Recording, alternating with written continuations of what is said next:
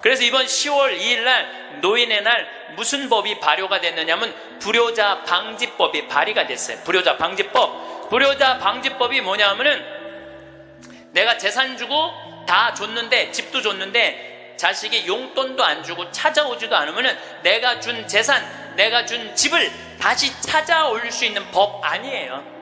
예, 그냥 다시 찾아올 수 있는 거. 넌 용돈도 안 주고 나 책임도 안 지니까 원래 내 자산이니까 내 다시 갖고 올게. 그런데 70살이 넘어서 법원에 다시 재산, 준 재산 찾아오겠다고 법원에 소송 걸 수 있는 할머니들이 몇 명이나 될 것 같아요? 그냥 참고 사는 거예요. 참고, 속은 새카맣게 참고 사는 거야. 그러니까 가만히 보니까 만만한 게 나야, 나. 예, 왜냐하면은 저 신부님한테 찾아가면 저 신부님은 나를 받아줄 것 같은 생각이 드는 거지. 그러니까 나한테 70살 넘은 분들이요, 전화해갖고요, 신부님 사정 얘기 다 해요. 나 자식들한테 재산 주고 다 줬는데 자식들 박사 사업하고 잘 사는데 나 찾아오지도 않는다고. 그런데 나 너무 멀쩡하다고, 나 아직도 건강하다고, 나 평창해갖고 설거지도 할 수 있고 빨래도 할 수 있고 다 할 수 있다는 거예요. 청소도 할 수 있고. 그래서 나 신부님하고 같이 살고 싶다는 그런 분들 많아. 요즘 나하고 살자는 여자가 너무 많아.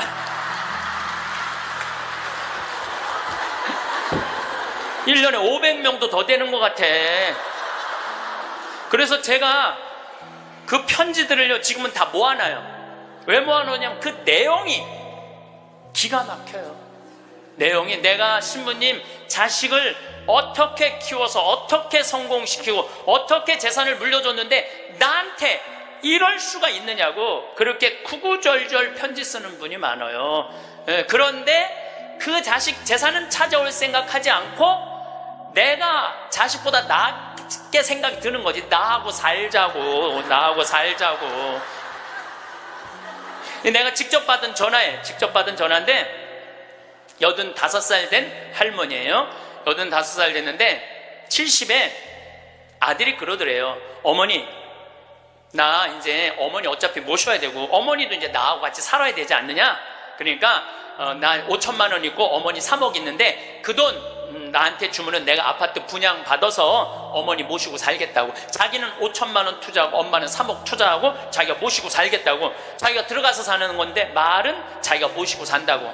근데 이 할머니가 이런 생각이 들었대요. 내가 살면 얼마나 사나? 아들이 아파트 얻겠다는데, 그래서 그 3억을 주고 들어가서 살기 시작했대요. 여러분들, 나이를 먹어서 자식이 내 집에 들어와서 사는 거랑 내가 자식 집에 들어가서 사는 거는 하늘과 땅 차이예요. 하늘과 땅 차이예요. 만약에 자식이 들어와서 사는데 마음에 안 들잖아요? 나가라고 그러면 돼. 근데 만약에 내가 자식하고 같이 살겠다고 합쳤는데 자식이 너무 마음에 안 들어, 며느리가 너무 마음에 안 들어.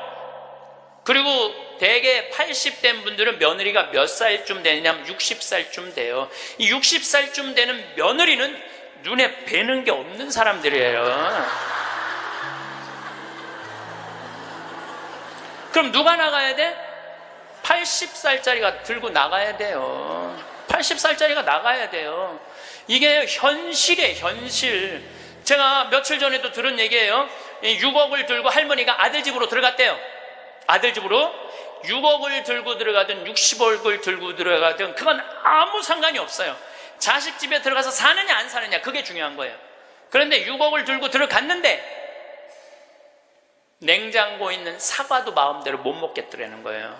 왜냐하면 이거 혹시 며느리가 손자 주려고 갖다 놓은 거 아닌가. 그래서 전화를 했는데요. 얘야, 나 이거 먹어도 되느냐고. 왜 그러고 사느냐 이거예요. 그냥 혼자 편안하게 6억짜리면은 3억짜리 아파트 가고 3억은 은행에다 넣어놓고 한 달에 100만 원만 써도 30년을 먹고 살 수 있는데 왜 그렇게 사느냐 이거예요. 그리고 이제 여러분들의 인생의 주인공은 누구냐면 여러분들이에요. 자식이 여러분들 효도할 수 없어요. 이제는 효도는 할 수 없는 세상이에요. 제가 아주 단언을 합니다. 여러분들 효도는 할 수도 없고 받아 먹을 수도 없는 세상이에요. 시작 기도 바치겠습니다. 성부와 성자와 성령의 이름으로. 이 기도는 동아일보에 어느 95살 되신 분의 회한을 적은 내용입니다. 어느 95세의 어른의 수기. 나는 젊었을 때 정말 열심히 일했습니다. 그 결과 나는 실력을 인정받았고 존경을 받았습니다. 그 덕에 65세 때 당당한 은퇴를 할 수 있었죠. 그런 내가 30년 후인 95살 생일 때 얼마나 후회의 눈물을 흘렸는지 모릅니다. 내 65년의 생애는 자랑스럽고 떳떳했지만 이후 30년의 삶은 부끄럽고 후회되고 비통한 삶이었습니다. 나는 퇴직 후 이제 다 살았다. 남은 인생은 그냥 덤이다 라는 생각으로 그저 고통 없이 죽기만을 기다렸습니다. 덧없고 희망이 없는 삶, 그런 삶을 무려 30년이나 살았습니다. 30년의 시간은 지금 내 나이 95세로 보면 3분의 1에 해당하는 기나긴 시간입니다. 만일 내가 퇴직할 때 앞으로 30년을 더 살 수 있다고 생각했다면 난 정말 그렇게 살지는 않았을 것입니다. 그때 나 스스로가 늙었다고, 뭔가를 시작하기에는 늦었다고 생각했던 것이 큰 잘못이었습니다. 나는 지금 95살이지만 정신이 또렷합니다. 앞으로 10년, 20년을 더 살지 모릅니다. 이제 나는 하고 싶었던 어학 공부를 시작하려 합니다. 그 이유는 단 한 가지, 10년 후에 맞이하게 될 105번째 생일날 95살 때 왜 아무것도 시작하지 않았는지 후회하지 않기 위해서입니다. 성부와 성자와 성령의 이름으로 아멘. 우리가 죽는 날만 기다리는 사람은 사는 게 재미가 하나도 없어요. 죽는 날만 기다리는 사람은. 근데 이분은 65살에 은퇴하고 나는 죽는 날을 이제 죽을 거야. 그리고 몇 년 동안 죽는 날을 기다렸느냐면 30년 동안 죽는 날을 기다린 거야. 95살까지. 그러니까 30년 동안 돌아보니까 그 30년이 너무나 멀쩡했거든. 그 너무 아까워, 30년이. 내가 죽는 날만 기다리지 말고 65살서부터 95살 때까지 정말로 먹고 마시고 놀았다면 얼마나 행복했겠어요. 근데 이분은 그러지 못했던 거예요. 늘 드리는 말씀이지만 이제 60 되신 분들은 100살까지 삽니다. 60 되신 분들은 40년 남았어요. 50 되신 분들은 110살 삽니다. 내가 51인데 내가 몇 년 남았느냐면 59년 남았어요. 내가 59년. 이제까지 산 것도 아니에요. 40살들은 120살까지 살 겁니다. 그제 여러분들 먹는 당뇨병 안에, 그 약 안에 기가 막힌 좋은 물질이 있대요. 당뇨병 안에. 그래서 그 약을 잘만 이제 컨트롤하면, 그 약을 잘 먹으면 120살까지 사는데 별 문제가 없다는 거예요. 러시아에서는 노화 물질을 느리게 하는 약을 개발해낸 거예요. 그래서 이 약을 먹으면은 70살이 돼도 안 늙는 거야. 70살이 돼도 20살 같이 몸매가 좋고 피부도 좋다는 거예요.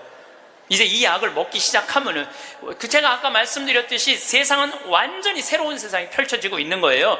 그래서 미래 학자들이 앞으로는 애를 몇 살에 낳는 게 가장 합리적이냐면은 70살에 낳는 게 가장 합리적이라는 거예요. 70살에 애를 낳는 게. 그런데 저는 여기에 전적으로 동의합니다. 여기 지금 7, 80 되신 분들 다 20살에 시집 가셔서 애 낳고 살았을 거예요. 그럼 생각을 해봐요. 20살에 애 낳고 행복한 거냐? 애 한 살 때 행복하고 그 다음부터 자식 때문에 평생 속 새까맣게 끓고 사는 거예요. 여기 있는 분들 말을 안 해서 그렇지 얘기해보면은요, 지금 평생 자식 때문에 속 썩고 사는 분들 많을 거예요. 생각을 해봐요. 내가 100살까지 살면은 20살서부터 100살까지 80년 동안 자식 때문에 속 썩고 사는 게 나아요? 아니면은 늙음하게 70에 나가고 한 30년 보다가 죽는 게 나아요? 어느 게 나아요? 어느 게 나아요?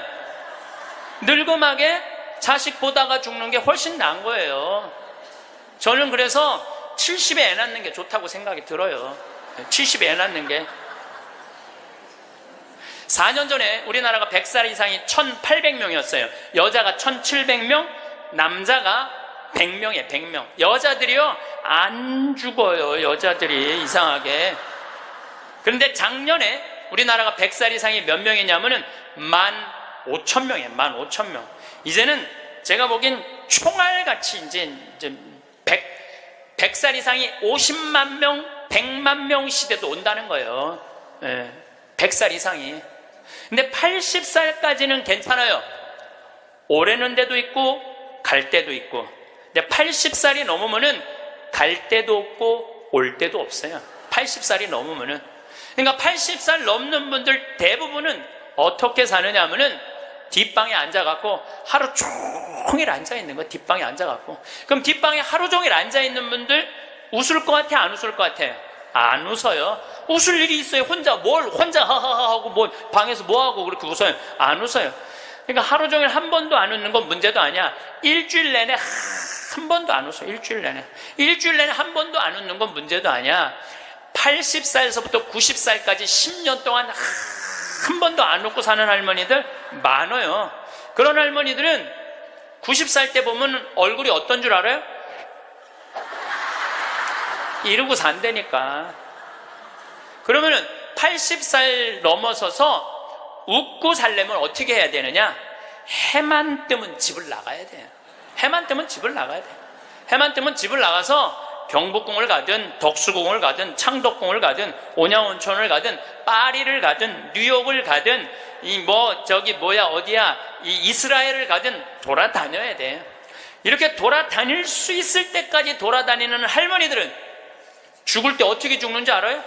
지쳐서 죽는다니까. 지쳐서. 95살 때쯤에 나는 힘들어서 도저히 못 살겠다, 나는 이제 죽어야 되겠다 라고 지쳐서 죽는다니까. 죽을 땐 지쳐서 죽어야 돼요.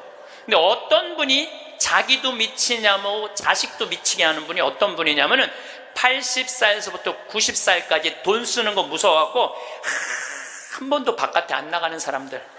이런 사람들은 10년 동안 안 움직이면요 허벅지에 뼈밖에 없어요. 근육이 하나도 없어요. 이분들은 90살에 할 수 있는 일은 딱 한 가지예요. 누워서 똥오줌 싸는 거예요. 90살에 똥오줌을 싸기 시작하면요 삶의 질은 완전히 바닥으로 떨어지는 거예요. 싸는 본인도 힘들고 치는 자식들도 힘든 거예요. 생각을 해봐요. 여러분들 90살이 싸는 똥이랑 1살이 싸는 똥이 같아? 이건 달라요. 1살이 싸는 똥은 향이라도 나지. 향이라도 나요. 90살이 싸는 똥은 서로 못 견디는 거예요. 여러분들이 자식한테 줄 수 있는 최고의 선물은 뭔 줄 아세요?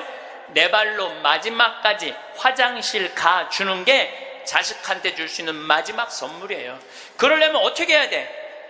나가야 돼. 무조건 돌아다녀야 돼요. 무슨 돈으로? 집 잡혀서 돌아다녀요. 집 잡혀서 돌아다니세요. 자식한테 물려줄 생각하지 말고. 여러분들이 만약에 70살에 다 살았다고 생각하고 자식들한테 재산을 물려주는 순간 여러분들은 자식 잃어버리고 재산 잃어버리고 인생 잃어버리는 거예요. 여러분들 70살에 자식들한테 재산 주면은 자식이 계속 찾아오고 용돈 주고 찾아와요? 안 찾아와요? 용돈도 안 주고요 찾아오지도 않아요. 그래서 이번 10월 2일 날 노인의 날 무슨 법이 발효가 됐느냐면 불효자 방지법이 발의가 됐어요. 내가 직접 받은 전화인데 85살 된 할머니예요. 85살 됐는데 70에 아들이 그러더래요. 어머니, 나 이제 어머니 어차피 모셔야 되고 어머니도 이제 나하고 같이 살아야 되지 않느냐? 그러니까 나 5천만 원 있고 어머니 3억 있는데 그 돈 나한테 주면은 내가 아파트 분양 받아서 어머니 모시고 살겠다고. 자기는 5천만 원 투자하고 엄마는 3억 투자하고 자기가 모시고 살겠다고. 자기가 들어가서 사는 건데 말은 자기가 모시고 산다고. 근데 이 할머니가 이런 생각이 들었대요. 내가 살면 얼마나 사나? 아들이 아파트 얻겠다는데, 그래서 그 3억을 주고 들어가서 살기 시작했대요. 여러분들, 나이를 먹어서 자식이 내 집에 들어와서 사는 거랑 내가 자식 집에 들어가서 사는 거는 하늘과 땅 차이예요. 하늘과 땅 차이예요. 만약에 자식이 들어와서 사는데 마음에 안 들잖아요? 나가라 그러면 돼. 근데 만약에 내가 자식하고 같이 살겠다고 합쳤는데 자식이 너무 마음에 안 들어, 며느리가 너무 마음에 안 들어, 그리고 대개 80된 분들은 며느리가 몇 살쯤 되냐면 60살쯤 돼요. 이 60살쯤 되는 며느리는 눈에 뵈는 게 없는 사람들이에요. 그럼 누가 나가야 돼? 80살짜리가 들고 나가야 돼요. 80살짜리가 나가야 돼요. 이게 현실이에요, 현실. 제가 며칠 전에도 들은 얘기예요. 6억을 들고 할머니가 아들 집으로 들어갔대요. 아들 집으로 6억을 들고 들어가든 60억을 들고 들어가든 그건 아무 상관이 없어요. 자식 집에 들어가서 사느냐 안 사느냐, 그게 중요한 거예요. 그런데 6억을 들고 들어갔는데 냉장고에 있는 사과도 마음대로 못 먹겠더라는 거예요. 왜냐하면 이거 혹시 며느리가 손자 주려고 갖다 놓은 거 아닌가. 그래서 전화를 했는데요. 얘야, 나 이거 먹어도 되느냐고. 왜 그러고 사느냐 이거예요. 그냥 혼자 편안하게 6억짜리면 3억짜리 아파트 가고 3억은 은행에다 넣어놓고 한 달에 100만 원만 써도 30년을 먹고 살 수 있는데 왜 그렇게 사느냐 이거예요. 그리고 이제 여러분들의 인생의 주인공은 누구냐면 여러분들이에요. 자식이 여러분들 효도할 수 없어요. 이제는 효도는 할 수 없는 세상이에요. 제가 아주 단언을 합니다. 여러분들 효도는 할 수도 없고 받아 먹을 수도 없는 세상이에요. 생각을 해봐요. 여러분들 110살까지 산다고 생각을 해봐. 110살 먹은 엄마가 90살 먹은 아들한테 전화해갖고 얘야, 너 왜 나 요즘 안 찾아와? 그러면은 90살 먹은 아들이 당황스러울 거예요. 엄마 아직도 안 죽은 건가? 죽었는지 안 죽었는지 지금 헷갈리는데, 가끔씩 엄마가 전화해갖고 너 왜 나 안 찾아오냐면 아들이 90살 먹은 아들이 당황스러울 것 같아요? 안 당황스러울 것 같아요? 살았는지 죽었는지도 몰라요. 90살 된 아들은. 막말로 여기 계신 분들 지금 8, 90 된 어머니 하루에 몇 번 생각해요? 떨어져 살면은 일주일에 한 번도 생각 안 할 때도 많을 거예요. 일주일에 한 번도. 근데 엄마는 오직 자식만 생각하는 거야. 왜? 자기 인생을 살 줄 몰라서 그러는 거예요. 자아실현이 뭔지 몰라서 그런 거예요. 자아실현. 자기 인생을 산 사람은 자식이 있든 없든, 자식이 찾아오든 안 찾아오든 아무 상관없이 자기 인생을 살아요.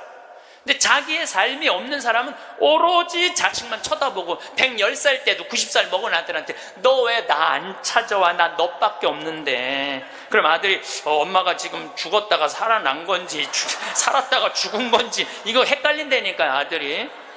이제는 효도는 없는 시대, 효도는 없는 시대예요.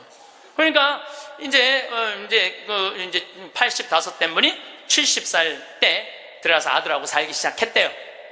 근데 75이 돼도 안 죽고 80이 돼도 안 죽더래. 근데 나이를 먹으면 먹을수록 여러분들 돈이 더 필요해요. 돈이 더 필요해. 나이를 먹으면 먹을수록.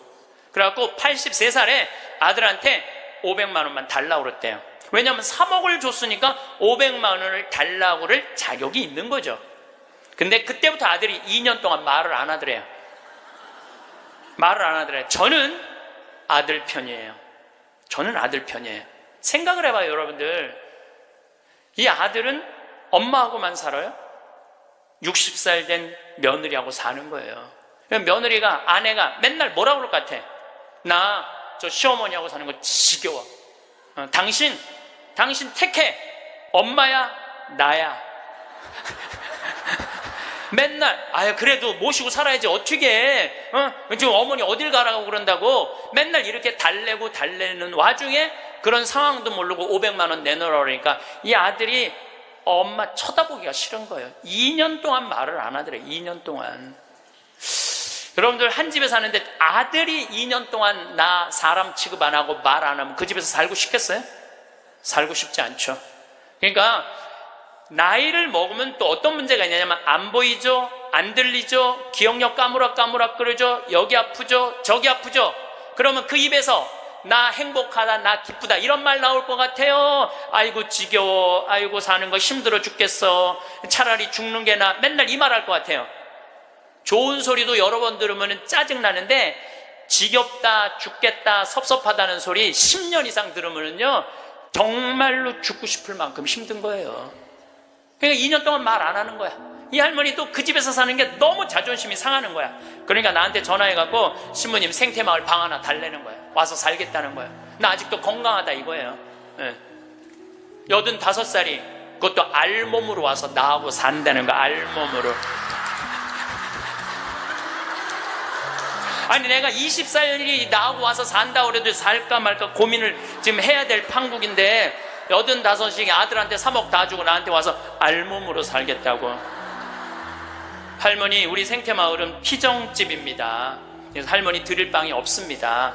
아니 내가 그 방 많은 거 아는데 왜 방이 그 많은 방이 비느냐 이거예요. 내놓으라는 거예요. 아니, 할머니 죄송하다고, 우리는 피정집이라 내년 지금 10월 달까지 지금 실질적으로 거의 예약이 끝났어요. 할머니 드릴 방이 없어 죄송해요. 그러니까 아니 방송 보면 우리 노인들 마음을 가장 잘 아는 분이 신부님인데 막상 통화해보니까 보는 거하고 다르다 이거예요. 방송 보는 거하고. 그래서 이 할머니가 마지막 전화기를 내려놓으면서 나한테 한 방을 먹이더라고. 뭐라고 그러냐면은 전화 막상 해보니까 신부님이나 내 아들이나 다를 바 하나도 없다고, 똑같다고 전화 끊는 거예요. 그러니까 이 할머니는 정말로 어디다 마음 둘 데가 단 한 군데도 없죠. 만약에 이 할머니가 3억을 그대로 가지고 있었다면 그 서름 안 받았을 거예요. 그 서름 안 받고 그냥 자기 인생 사는 거예요. 아들은 아들 인생 사는 거고. 그럼 서로 섭섭할 것도 없어. 원수 될 것도 없어요. 근데 뭐가 원수가 되는 줄 알아요? 줄 거 다 주고 원수가 된다니까. 줄 거 다 주고 해줄 도리 다 해고도 원수가 된다니까. 그러니까 자식한테 돈을 주는 게 아니에요. 주지 마세요. 이제 뭐하러 주세요 자신을. 울산에서 한 할아버지가 전화를 했어요. 경찰서에. 작년에 신문에서 제가 읽은 내용이에요. 나 경찰한테 이렇게 얘기한 거, 두유 2개로 10일을 버텼다. 두유 2개로. 난 지금 죽을 것 같다. 나를 좀 살려줘라. 그래서 경찰이 가서 문을 따보니까 할아버지가 뼈밖에 안 남은 거야. 10일 동안 두유 2개로 먹었으니 뭐가 물 10일 먹은 거하고 똑같잖아요. 그래갖고 이 할아버지 뭐 누구 돌볼 사람 없나 했더니 할머니가 1년 전에 돌아가신 거야. 여기 우리 할아버지들 많이 와서 앉아 계신데 여러분들 오늘 강의 다 까먹어도 좋아. 정말로 다 까먹어. 이것만 안 까먹으면 돼요. 여러분들은 무슨 일이 있어도 할머니보다 하루 먼저 죽어야 돼. 무슨 일이 있어도 누구보다 먼저 죽어? 할머니 죽으려고 그러면 너 죽지 마. 나 죽기 전에 죽지 마. 그리고 먼저 죽어야 돼요. 그러니까 여기 효자 10보다요 악처 하나가 낫다니까요. 효자가 하루 종일 같이 있어줘요? 같이 잠자줘요? 못하는 거예요. 악처가 같이 밥 먹어주고 같이 있는 거예요. 그러니까 여기 오늘 할아버지들은 제발 할머니들 가슴 아픈 일 하지 마세요. 그냥 마누라가 시키는 대로 하고 사세요. 머리 깎으라 그러면 가서 머리 깎고, 목욕하라면 목욕하고, 내복 추우니까 내복 입으라면 내복 입고, 내복 벗으라면 벗고, 시키는 대로 하고 사세요. 시키는 대로. 근데 이 할머니가 1년 전에 돌아가신 거예요. 어떤 금술 좋은 할머니하고 할아버지하고 한 집에 살았어요. 근데 그날 오후 따라 할머니하고 할아버지하고 목욕을 깨끗하게 했어, 둘이서. 그리고 저녁을 맛있게 차려 먹었어. 그리고 저녁에 침대에 누웠는데 할머니가 옛날 생각이 나는 거야. 할아버지를 툭툭 치면서 여보 영감, 이렇게 깨끗이 씻고 맛있게 먹고 이렇게 침대에 누우니까 우리 신혼 생각난다. 당신 생각나? 신혼 때 당신 이렇게 냉랭하지 않았어. 당신 신혼 때 잘 때 내 손 꼭 잡아주던 거 생각나 안 나? 딱 그런 거예요. 할아버지 가만히 생각해보니까 손을 잡아줘야 될 것 같은 거야. 그래서 할머니 손을 싹 잡았어요. 그랬더니 할머니가 여보 영감, 당신이 내 손 잡아주니까 너무 행복하다. 근데 당신 생각나? 당신 신혼 때 이렇게 내 손 잡는 걸로 끝내지 않았어. 당신 잘 때마다 꼭 내 볼에 뽀뽀해주던 거 생각나 안 나? 딱 그런 거예요. 생각해보니까 뽀뽀도 해줘야 될 것 같은 거야. 그래서 할아버지가 할머니 손을 쫙 잡은 상태에서 고개를 돌려서 뽀뽀를 쭉 해줬어요. 근데 할머니가 너무 여보 영감, 당신이 내 볼에 뽀뽀해주니까 나 세댁된 기분이야. 너무 행복하다. 여보 영감 너무 고마워. 근데 여보 영감, 당신 생각나? 당신 신혼 때 내 볼에 뽀뽀하는 걸로 끝내지 않았어. 당신 그 이루 내기 잘근잘근 애무해주던 거 생각나 안 나? 딱 그런 거예요. 그랬더니 그때서 할아버지가 얼굴이 울그락불그락 하면서 확 이불을 내던지고 나가버린 거예요. 그래갖고 할머니가 여보 영감 어디가? 문 열고 나가는 할아버지한테. 그랬더니 할아버지가 딱 문지방에 서서 할머니를 딱 째려보고 이렇게 말을 했어요. 기다려, 이빨 갖고 올 테니까. 딱 그랬다는 거 아니에요. 이제 여러분들 노인들은요 부부밖에 없어요. 정말 부부가 귀하게 여겨야 되는 거예요. 그런데 이 할머니가 1년 전에 돌아가신 거예요. 딸은 하나 있는데 교통사고 나고 인사불성이 된 거예요. 딸은 인사불성이 된 거예요. 누구 돌볼 사람 없나 했더니 이 할아버지 3층짜리 빌딩을 갖고 있었던 할아버지야. 3층짜리 빌딩을 갖고 있고 그 옆에 4평을 달아서 거기서 폐지를 모으고 살았던 거예요. 거기서 월세도 나오는데 이 할아버지는 버는 법은 배웠는데 쓰는 법을 못 배운 할아버지예요. 쓰는 법을 못 배운 할아버지. 여기 계신 분들도 많습니다. 예, 많아요. 정말로 개처럼 벌어서 짐승같이 써야 되는데 개처럼 벌어서 개처럼 쓰는 사람들 많아요. 제대로 돈의 가치답게 쓰지 못한 분들 너무너무 많아요.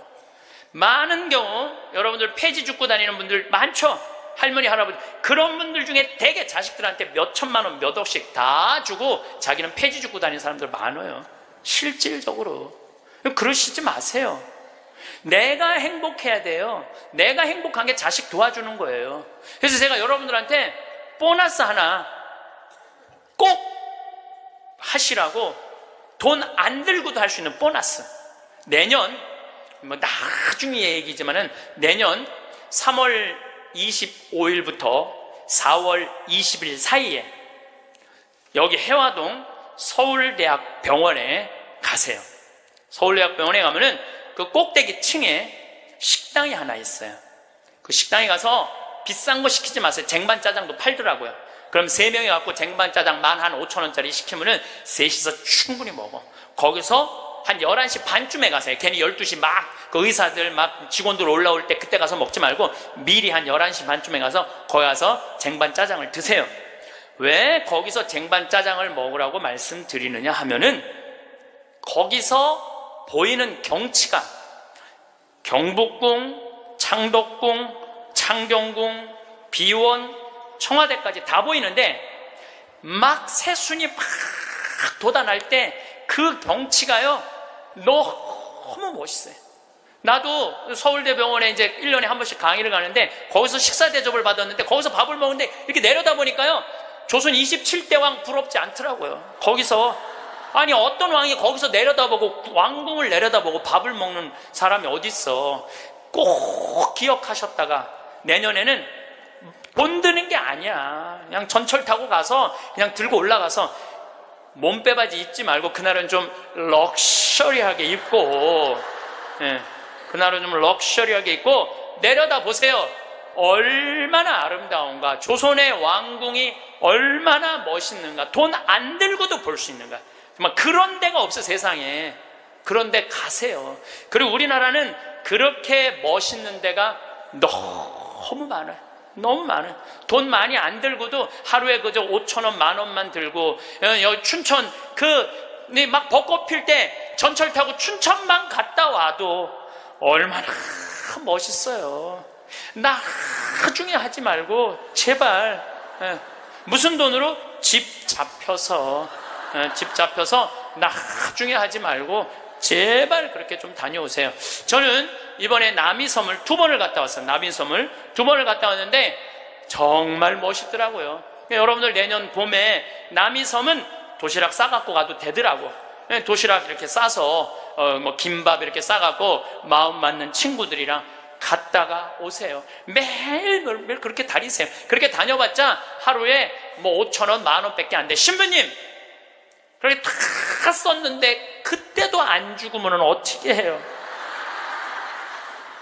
걱정하지 마세요. 돈 다 썼는데도 그때도 안 죽으면 국가에서 용돈 20만 2,600원 나온다. 걱정하지 마세요. 그거 받아 쓰면 되죠. 뭘 걱정을 해요. 빚만 안 지면 돼. 근데 빚지는 것도 가만히 보면 나이 먹어서 빚지는 것도 본인이 빚지는 게 아니에요. 다 욕심 때문에 빚지는 거야. 자식 때문에 빚지는 거야. 얼마 전에도 할머니 할아버지들이 뭐 어디 해갖고 뭐 1,700억인가 다 사기로 날린 사람들, 사기만 안 당하면 돼요. 사기 당하는 이유도 여러분들이 다 욕심 때문에 당하는 거예요. 늙어서 무슨 투자를 해. 그냥 쓰다가 저기 또 돈 떨어지면 국가에서 하면 나오면 되지. 인터넷에 이런 모임도 있대요. 쓰죽해도 있대. 쓰죽해. 쓰다가 죽자. 이런. 무슨 투자를 해. 괜히 쓸데없이 조이팔한테 투자해갖고 돈 날리고 그러지 마시고 그냥 맛있는 거 먹고 경치 좋은 데 다니고 그렇게 쓰세요. 제가 10년 전에 53,000원 나올 때 여러분들한테 이렇게 얘기했어요. 앞으로 20만 원 받는 시대가 올 겁니다. 이제 20만 원 나왔죠? 제가 또 말씀드릴게요. 앞으로 10년 후에 여러분들 60만 원에서 70만 원 나와요. 왜? 우리나라하고 경제가 비슷한 나라들은 다 지금 노인연금이 60에서 70만 원 정도 다 나와요. 우리나라하고 경제가 비슷한 나라들은. 우리나라만 안 하고 있는 거예요. 우리나라만 노인들한테도 안 하고 경찰한테도 안 하고 뭐 청소하는 사람들 아주 돈 안 주는 거지. 이거 다 올라와야 돼. 그리고 지금 기업에 있는 돈들 다 세금으로 뺏어갖고 그 돈 힘든 사람들한테 다 나눠줘야지 선진국으로 가요. 선진국으로 가는 길은 그 길밖에 없어요.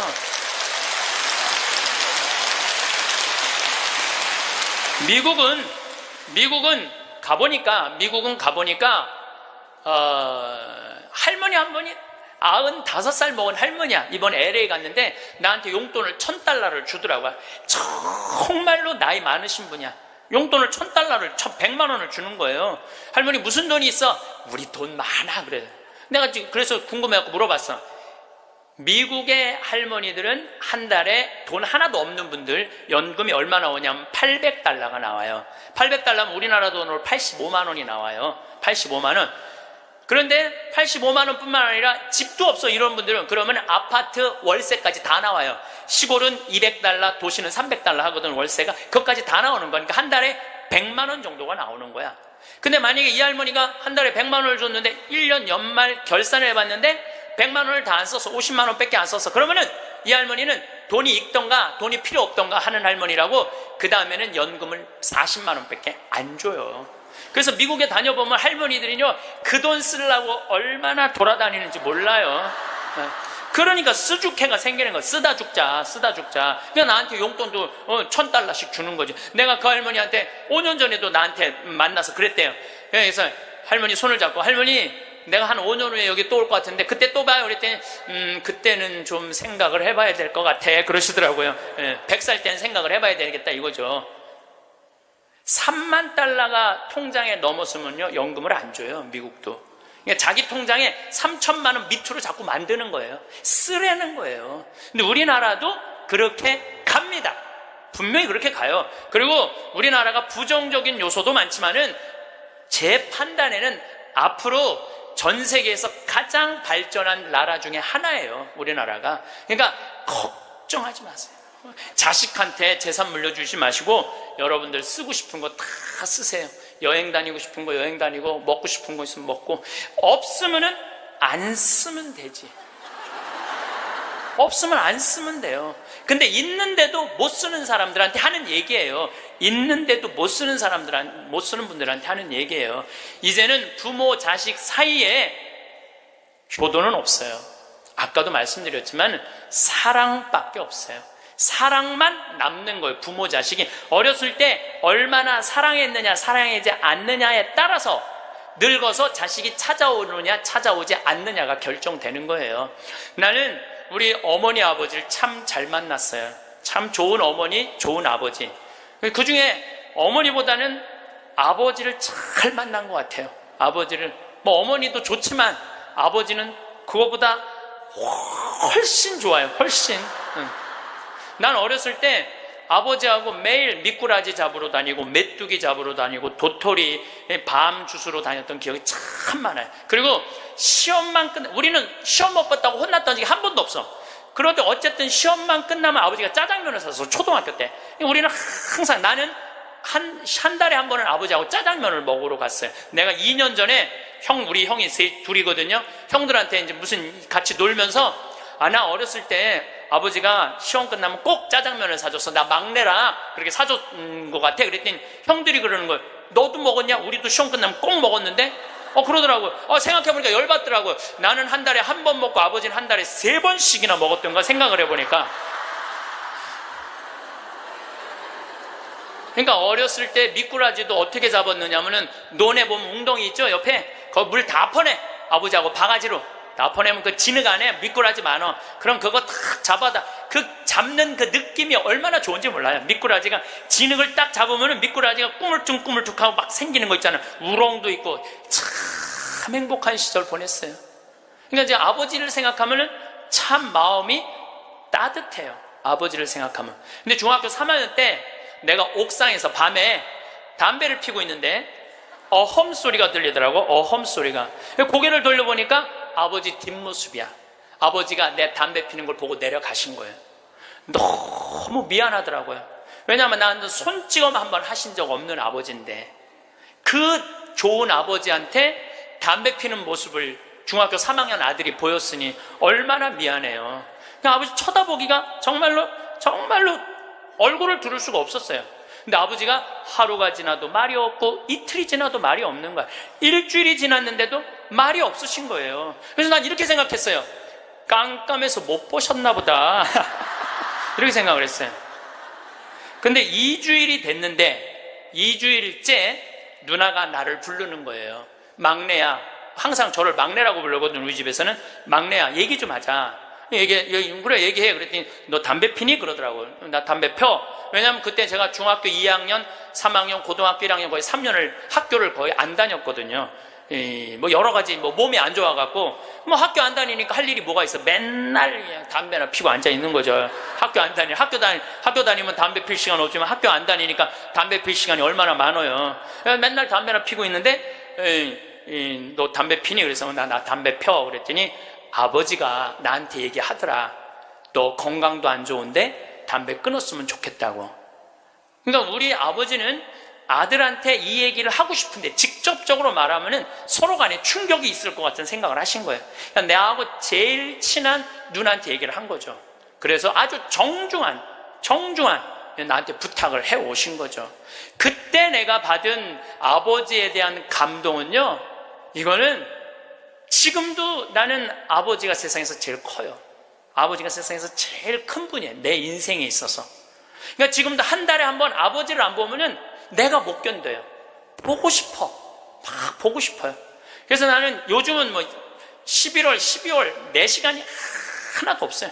아버지 만나러 갈 시간이 없어. 그래도 내일은 내가 수원에 강의가 있거든요. 우리 집이 수원이니까 내가 아침에 나오면서 전화했어요. 아버지 같이 밥 먹자고. 그러니까 아버지하고 밥을 먹고 아버지를 쳐다보고 있으면 내가 행복해. 우리 아버지는 나이가 85살이에요. 나는 해가 가면 갈수록 아버지가 더 좋아요. 해가 가면 갈수록. 나 시간 남은 수원 가서 여자 안 만나요. 아버지 만나지. 근데 아버지가 지난 10월 달에 우리 생태마을에 오셔서 산에 가셔서 산삼을 2뿌리를 캐갖고 오셨어요. 아들 준다고, 나 준다고 2뿌리를 캐갖고 오셨어요. 그런데 그런 거조차도 나는 오랫동안 기억에 남을 거예요. 우리 아버지는 지금 산에 가갖고 바위 틈에 꽃을 산삼 잎을 보셔갖고 그걸 캐갖고 이 손마디보다 약간 두꺼운 걸 2개를 캐갖고 오셨는데, 지금도 나는 아버지가 90살이 되든 95살이 되든 100살이 되든 아버지를 보고 싶은 마음은 변함이 없을 거라고 생각을 해요. 아버지를 보고 싶은 마음은. 왜냐하면 너무너무 사랑하니까. 앞으로는 여러분들 펼쳐질 세상, 앞으로 펼쳐질 세상에 여러분들 자식한테 효도해라, 나 찾아와라 이런다고 자식이 찾아올 것 같아. 지금 부모 안 찾아가는 자식이 650만 명 중에 125만 명이 부모 안 찾아가요. 추억이 있어야지. 먹고 마시고 놀았던 기억이 있어야지. 늙은 아버지하고 먹고 마시고 노는 거예요.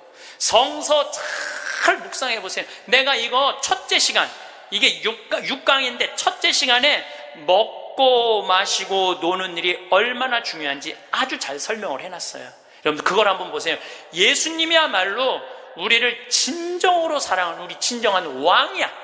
정말 왕이 백성이랑 먹고 마시고 놀잖아요. 그럼 백성의 속마음을 다 알아요. 백성을 위로할 수 있는 거예요. 그러니까 우리의 왕이야말로, 요즘 대림절 지내시죠? 우리의 왕이야말로 진정한 왕이에요. 우리랑 먹고 마시고 노니까. 왕이 나하고 먹고 마시고 놀면 여러분 가슴 설레지 않아요?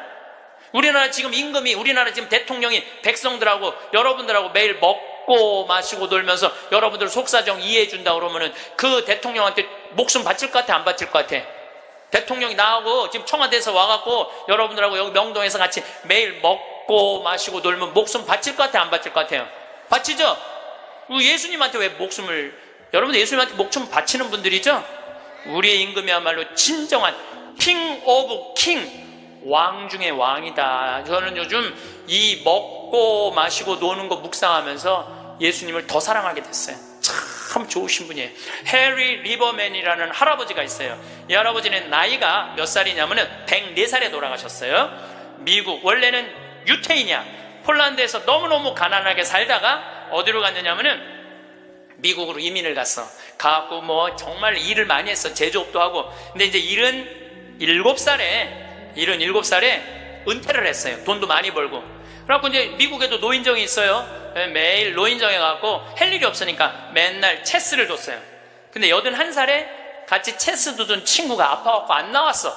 안 나와갖고 하루 종일 멍 때리고 있는데 거기에 자원봉사자가 할아버지 친구 안 나왔다고 하루 종일 가만히 앉아있지 말고 옆에 화실이 있는데 그 화실에 가서 그림 좀 공부 좀 해보고 그림 좀 그려보라고 그럽니다. 그랬더니 이 할아버지가 이런 말을 해요. 나는 태어나서 지금까지 단 한 번도 붓을 잡은 적이 없다. 먹고 살기 바쁜데 무슨 붓을 그리냐. 물감이 어떻게 생겼는지도 모르고 도화지, 캔버스가 어떻게 생겼는지도 모른다. 근데 내가 무슨 그림을 그리냐. 이 81살 나이에. 그래도 할아버지 한번 가서 구경이나 해보시라고. 그래서 할아버지를 살살 꼬셔서 화실에 갔어요. 근데 이 할아버지가 화실에 가서 붓을 보고 물감을 보고 캔버스를 보는 순간 어떤 생각이 들었느냐면은 어렸을 때 폴란드의 그 아름다운 경치를 그리고 싶었던 거야. 그래서 붓을 들어 그림을 그리기 시작을 했어요. 근데 이 할아버지가 색깔을 조합하고 그림을 그리는데 프랑스의 샤갈이라는 화가보다도 그림을 더 잘 그리는 거야. 그래서 이 할아버지 별명이 미국의 샤갈이에요. 그래서 이 할아버지가 뭐 배울 것도 없어. 기본적인 몇 가지만 하고부터 전시회를 했는데 101살까지 전시회를 해요. 근데 101살까지 전시회를 하는데 나이 먹으면 보통 전시회하면은 동네에서 그런 식으로 하잖아요. 근데 이 할아버지는 그런 전시회가 아니야. 그런 전시회가 아니라 어떤 전시회냐면 미국의 모든 미술관이 와서 이 할아버지 그림을 소장하고 싶어서 경매를 할 정도로 유명한 전시회를 해요.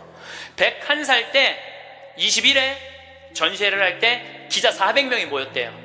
기자들이 물어봤대요. 할아버지한테, 할아버지 어떻게 이렇게 20일에 걸쳐서 이 세계적인 그림을 그릴 수 있느냐고. 할아버지 대단하다고. 그랬더니 이 해리 리버맨이라는 할아버지가 이런 말을 해요. 나는 내 그림이 유명한지 안 유명한지 난 잘 모르겠다. 근데 나는 81살부터 101살까지 내 인생은 가장 찬란하고 가장 행복했다. 내가 이렇게 그림을 그리면서 내 101살까지 살 수 있었던 것은 내 인생의 최대의 축복이다. 그리고 이 할아버지는 104살에 세상을 떠나세요. 여기 계신 모든 분들 지금 안에 재능이 있을 것 같아요? 없을 것 같아요? 재능이 있어요. 지금 60, 70, 80 되신 분들도 재능이 다 있으세요. 오늘 아침에 잠깐 보니까 할머니들이 시집도 냈던데, 이 한글 배워갖고 시집도 냈어요. 그런데 참 내가 보기에는 그분들 대단한 분들이에요. 뭔가를 나이를 먹어도 77살에 시금치네라는 시를 썼는데 참 멋있더라고요. 여기 계신 여러분들도 지금 안에 다 있어요. 다 있으니까 난 다 살았다, 죽을 날만 기다린다, 제발 이러지 마세요. 또 나중에 할 생각도 하지 말고 언제 해? 지금 하세요. 지금 책도 사서 읽고 글도 쓰고, 저는 문인 등단하고 이번엔 펜팔 회원이 됐어요. 글 쓰는 펜팔 회원이 됐어요. 너무너무 재밌어요. 글 쓴다는 게, 그 펜팔, 내 국제 펜팔 회원이 된 이유는 그 펜팔 회에는 되게 노벨상 받은 사람을 초대해서 강의를 들어요. 그런 강의를 듣고 싶어서 내가 회원, 거기 심사해 해갖고 통과가 돼갖고 했는데, 정말 저도 나이를 먹었고 글 공부를 하면서 하루하루가 너무너무 신이 나는 거예요. 여러분들도 사는 것처럼 사세요. 제발 자식들한테 전화하고 그러지 말고, 그것도 110살에 전화해갖고 너 왜 나 안 찾아오냐 이러지 마시고, 여러분들의 인생을 사시기를 바라겠습니다. 마침 기도로 제가 자식들하고도 가장 중요한 건 사랑입니다. 성공한 사람들을 보면 크게 두 부류로 나뉘는 걸 알 수 있습니다. 하나는 자신이 성공했다고 여기저기 떠벌리고 다니는 사람들, 그리고 또 하나는 조용히 아무 말 없이 자기 삶을 사는 사람들입니다. 우리는 흔히 성공을 하면 자연스럽게 자랑하고 싶어질 거라고 생각하죠. 좋은 차를 사고 비싼 시계를 차고 SNS에 멋진 사진을 올리고 싶을 겁니다. 왜냐하면 그렇게 하면 남들이 나를 더 인정해 줄 거라고 믿으니까요. 하지만 현실은 그렇지 않습니다. 오히려 진짜 성공한 사람들은 그렇게 행동하지 않습니다. 왜냐하면 보여줄 필요가 없기 때문입니다. 돈이 많다고, 높은 자리에 있다고, 유명하다고 해서 굳이 그걸 드러낼 필요는 없습니다. 그걸 아는 사람들은 이미 알고 있고, 모르는 사람들은 알 필요가 없죠. 그런데도 굳이나 성공했다고 떠드는 사람들이 있습니다. 그런 사람들은 왜 그럴까요? 간단합니다. 그 사람들은 사실 그렇게까지 성공한 게 아니기 때문입니다. 우리는 종종 SNS에서 성공한 사람들을 봅니다. 해외여행을 가고 고급 레스토랑에서 밥을 먹고 멋진 차를 타고 다니는 모습? 그런데 가만히 보면 그런 걸 보여주는 사람들은 언제나 뭔가를 팔고 있습니다. 강의를 팔든 자기 브랜드를 홍보하든 아니면 단순히 자기 자존감을 유지하려고 하든 간에 결국 목적이 있는 거죠. 진짜 부자들은 그렇게 하지 않습니다. 오히려 조용히 아무도 모르게 자기 일을 합니다. 왜냐하면 자랑해서 얻을 게 없기 때문입니다. 오히려 괜히 잘난 척했다가 사람들에게 이용당하거나 시기와 질투를 받거나 쓸데없는 오해를 사는 게 더 피곤합니다. 이건 단순한 돈 이야기가 아닙니다. 사회적인 성공을 이룬 사람들도 마찬가지입니다. 진짜 실력 있는 사람들은 자기 실력을 굳이 떠벌리지 않습니다. 왜냐하면 그럴 필요가 없으니까요. 자기 분야에서 최고라면 사람들이 먼저 알아서 찾아옵니다. 반대로 실력이 부족한 사람일수록 자기를 포장하려고 애씁니다. 우리가 흔히 듣는 말이 있죠. 빈수레가 요란하다. 이 말이 괜히 있는 게 아닙니다. 정말 내실이 있는 사람들은 굳이 시끄럽게 굴지 않습니다. 반대로 겉만 번지르르한 사람들은 자기가 얼마나 대단한지 떠들고 다닙니다. 이걸 좀 더 현실적인 예로 들어볼까요? 동창회에 나가면 꼭 이런 사람이 있습니다. 옛날에는 별거 아니었는데 갑자기 잘 됐다고 나타나서 자기가 얼마나 성공했는지 자랑하는 사람. 처음에는 다들 와 대단하다 하고 들어주지만 시간이 지나면 어떨까요? 대부분 속으로 이렇게 생각할 겁니다. 저 사람 뭐 저렇게까지 티를 내? 결국 그런 사람은 점점 멀어지게 됩니다. 반면에 정말 성공한 사람들은 조용합니다. 굳이 자기가 어떻게 살고 있는지 설명하지 않죠. 그런 사람들은 오히려 주변에서 먼저 알아보고 자연스럽게 존경을 받습니다. 그게 진짜 성공입니다. 그럼 우리는 어떻게 해야 할까요? 내가 뭔가를 이루었을 때 굳이 남들에게 알릴 필요가 있을까요? 물론 가까운 사람들에게 좋은 소식을 전하는 건 좋습니다. 하지만 굳이 모든 사람들에게 나 이렇게 잘 살고 있어요 하고 알릴 필요는 없습니다. 그런 행동은 결국 나에게 득이 되지 않습니다. 성공이라는 건 원래 조용한 겁니다. 내가 잘 되고 있으면 주변 사람들이 자연스럽게 알게 됩니다. 굳이 내가 말하지 않아도 내 행동과 태도에서 묻어나오게 되어 있습니다. 그러니 굳이 보여주려고 애쓰지 마세요. 오히려 그게 더 진짜 성공한 사람의 태도입니다. 사람은 사회적 동물이라고 하잖아요. 혼자 살아갈 수 없고 결국 사람과의 관계 속에서 기쁨도 얻고 때로는 상처도 받습니다. 그런데 한 가지 생각해 볼 게 있어요. 우리가 정말 인간관계가 필요해서 맺고 있는 걸까요? 아니면 그냥 그래야 한다고 배워서 어쩔 수 없이 유지하고 있는 걸까요? 어릴 땐 친구 많으면 좋다고 하죠.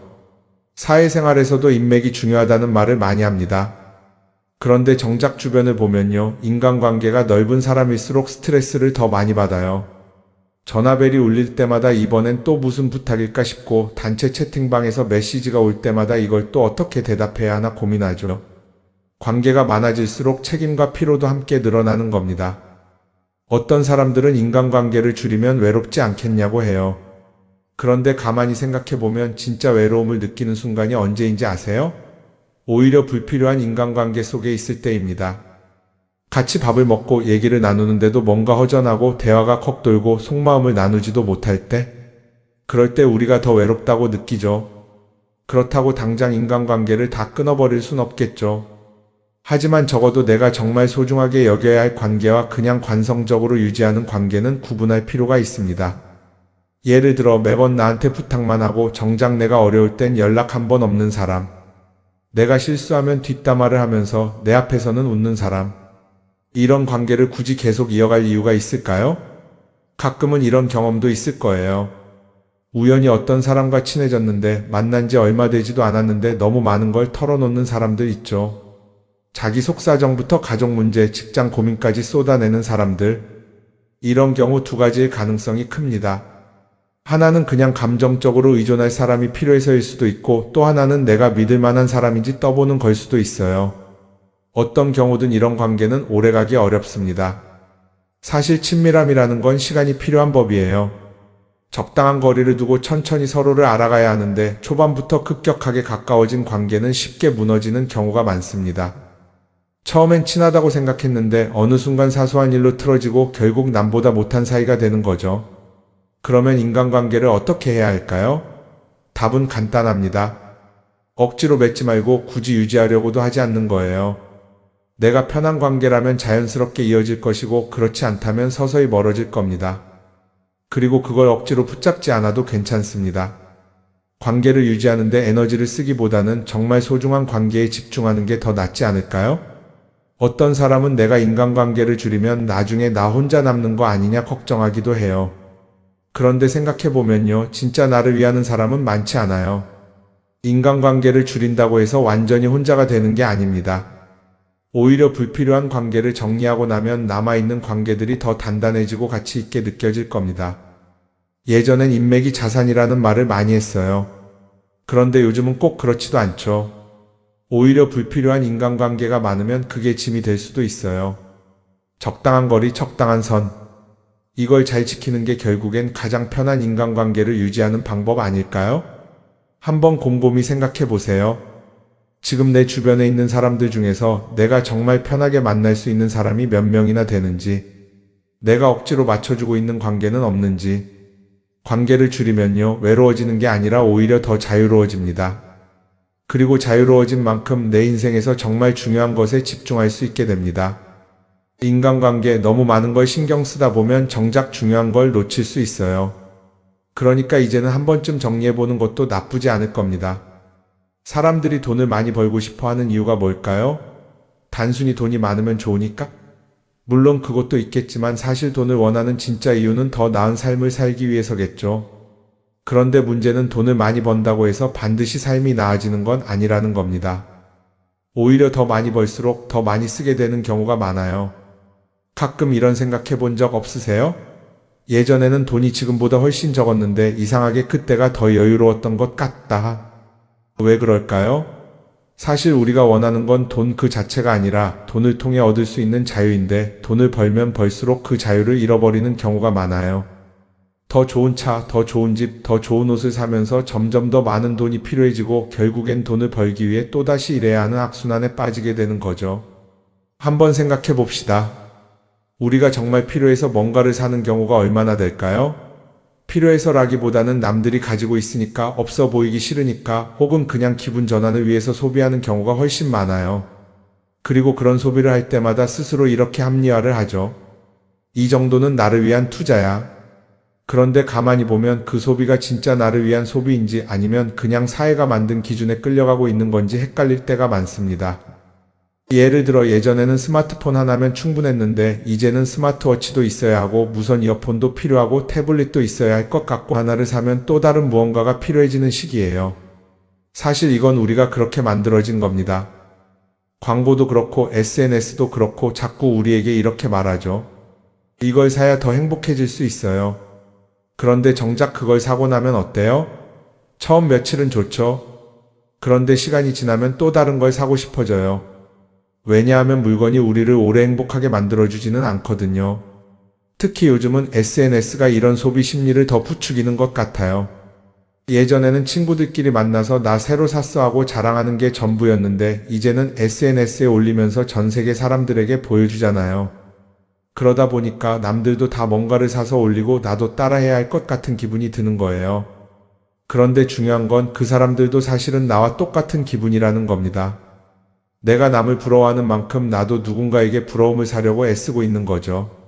결국 끝없는 비교와 소비 속에서 진짜 중요한 걸 놓치게 되는 겁니다. 한번 이렇게 생각해보면 어떨까요? 만약 내가 지금부터 딱 1년 동안 불필요한 소비를 하지 않는다면 내 삶이 어떻게 변할까?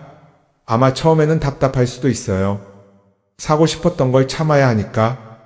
그런데 그걸 몇 번 참고 나면 어느 순간 깨닫게 될 겁니다. 내가 굳이 이걸 안 사도 괜찮네? 그렇게 불필요한 소비가 줄어들면 자연스럽게 돈이 쌓이겠죠. 그런데 돈이 쌓이는 것보다 더 중요한 게 있어요. 바로 마음의 여유가 생긴다는 겁니다. 돈을 쓰지 않는다고 해서 불행해지는 게 아니라 오히려 소비로부터 자유로워지면서 진짜 행복을 찾을 수 있어요. 물론 이걸 실천하는 게 쉽지는 않겠죠. 우리 주변에는 소비를 부추기는 것들이 너무 많으니까요. 하지만 적어도 이런 건 해볼 수 있습니다. 뭔가를 사고 싶을 때 한 번만 스스로에게 물어보는 거예요. 이게 정말 나한테 필요한 걸까? 아니면 그냥 순간적인 욕심일까? 만약 그 질문을 던졌을 때 5초 안에 당연히 필요하지 라는 답이 나오지 않는다면 사실 그건 없어도 되는 물건일 가능성이 큽니다. 정말 필요한 건 고민할 필요도 없이 바로 떠오르거든요. 그러니까 이제는 한 번쯤 생각해 봐야 할 것 같아요. 나는 지금 내가 원하는 삶을 살고 있는 걸까? 아니면 남들이 만든 기준에 맞추기 위해 내 시간을 팔고 있는 걸까?